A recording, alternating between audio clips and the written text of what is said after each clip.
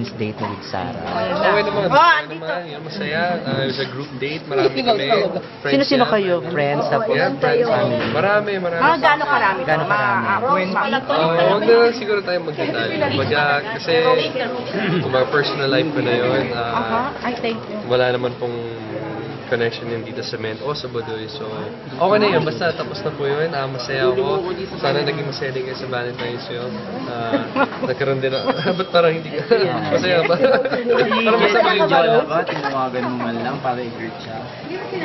Magkasama kami sa taping. Siyempre, grinit ko Ngayon siya. yung Valentine's. Oh, yeah. Hanggang madaling araw po taping namin. So, nag-abot kami ng Valentine's. Dun ba sa Pero date Jer- ka kasama din si Mami? Oo, kasama ba si Mami? Yes, Diba? kasama po si Tita. Pati yung kapatid niya, di ba?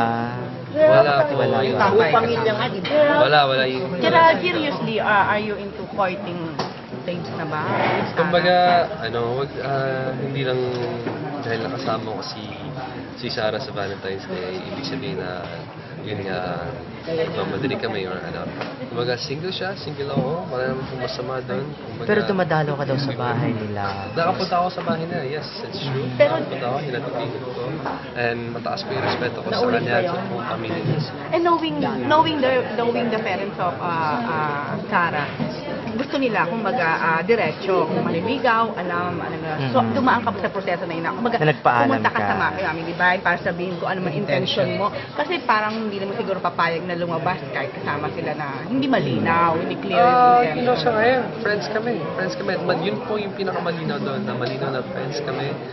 Pareho kami single, so wala nang po masama doon. Kumbaga, kung nagkaroon ng opportunity na future ulit na lalabas kami, oo naman, wala namang masama doon. Ano sa tingin mo yung merong ka, Gerald, na pinagkatiwalaan ka ni Mami Divine? Siguro, hindi pa ako yung dapat tanungan yan. I'm just really happy na yun nga, na binibigyan nila ako ng opportunity para makasama ko si Sarah at yung buong pamilya na yun na yun. Okay na po yun. Pero Kumbaga, yes, sa press ko niya kasi sinabi niya na wish niya na magkaroon ka na ng karelasyon at masaya siya kahit na iba raw ang maging karelasyon mo. Kaya wish niya na magkaroon ka na ng karelasyon at masaya siya kung iba man daw yung maging karelasyon mo. Of Sa course, press ko yeah, na yun sinabi din. niya. Like I said, it just shows na friends talaga kami at ganoon din ako para sa kanya. Kumbaga, syempre gusto din natin maging masaya siya. Yun, pero yun, okay na po yun. Pero hindi Pero ko, tapos Gerald, na interview. pero masaya ka kay Sarah. At kung masaya ka, Masaya ako dahil mas nakilala ko siya. paano ka At, napapasaya ni Sarah? yung simpleng pagsasama lang, yung mga, alam mo yung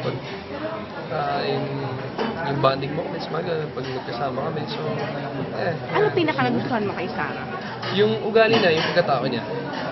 Ikaw ba willing ka to take all the challenge to win her heart kung sakali? Ay, tingnan natin, kumbaga, hindi ko naman, ayaw ko naman din sabihin na, agad, tapos, alam mo yun, may, so, we have to, take it slow, at saka, okay na po yun, kumbaga, kung may bagong updates, pag-usapan natin, pero sa ngayon, ayaw po maging selfish dahil nasa press con po tayo ng Mint, and,